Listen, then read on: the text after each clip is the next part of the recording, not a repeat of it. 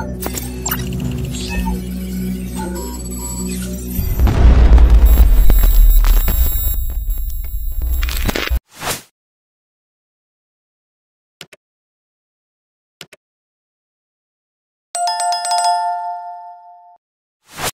guys! So gagawa po tayo ng pork sisig para po sa ulam namin ngayong gabi.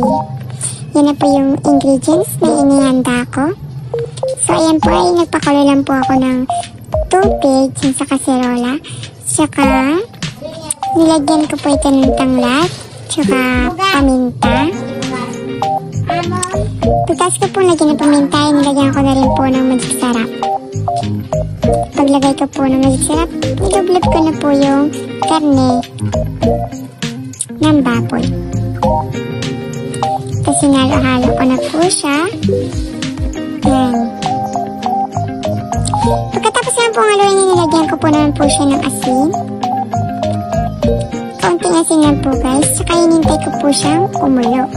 Pagkatapos niya po ang kumulo, hinalo-halo ko po siya habang siya ay kumukulo.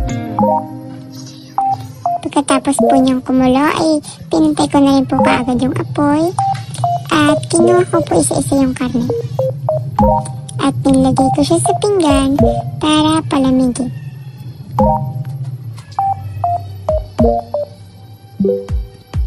Habang pinapalamig yung karne, naghiwa na rin po ako ng siling haba. Yan na po, iniiwan na po natin yung siling haba natin. Tsaka yung sili natin na pampangang doon sa ating ginawang sisig. Naghiwa na rin po ako ng kalamansi. Hiniwa ko na rin po yung sibuyas. So ito yun po yung ginamit ko. Ayan, kalahati lang po talaga yung ginamit ko dyan. Tsaka hiniwa ko lang po talaga siya ng maliit. Ayan, kung nakikita niyo po, hiniwa ko pa po siya. Tsaka sinat-aside ko na po at sinunod ko na yung bawang.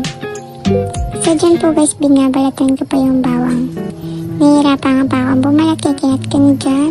Tsaka hiniwa ko rin po na maliit yung bawang. Pagkatapos ko pong muhiwa sa bawang, pinainit ko na po yung kawali at nilagyan ko na po ng mantika. At nang uminit na po yung mantika, nilagay ko na rin po yung baboy na gagamitin natin.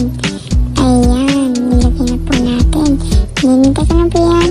At pwede na po tanggalin pag ganyan na po yung kulay. At pagtapos po natin yun, pinilamig ko muna and then pinagkakat-kat ko po yung pritong baboy.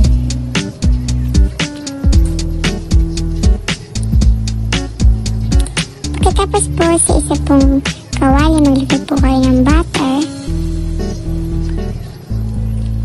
Yan, tunawin po natin yung butter sa kawali. Hintayin lang po natin matunaw yan lahat yung wala na po talagang bumubuo. Pagkatapos yung nilagay ko na po yung white onion.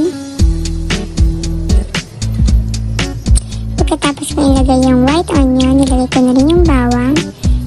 Sinunod ko na yung karne na hiniwa ko kanina. Pagkatapos ko ilagay yung karne, nilagyan ko na rin yung siling haba, calamansi juice, tsaka toyo.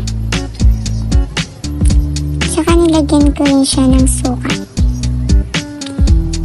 Pagkatapos nun, nilagyan ko pa po siya ng asin. At saka brown sugar. At done! Tapos na po ang ating sisig. Thank you for watching. At yun na po ang aming ulam ngayong gabi. Bye!